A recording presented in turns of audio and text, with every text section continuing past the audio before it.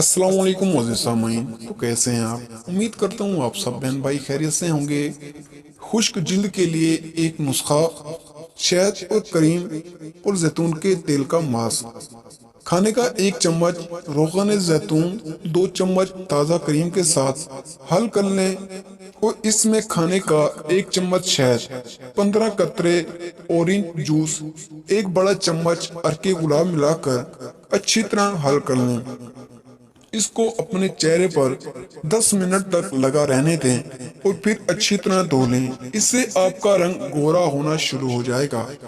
अंडे और दूध का मास्क। अंडे की एक जर्दी को चंद कतरे बादाम के तेल में मिलाकर लगाएं। इसको सिर्फ आपने 10 मिनट लगाना है और बाद में उतार लें।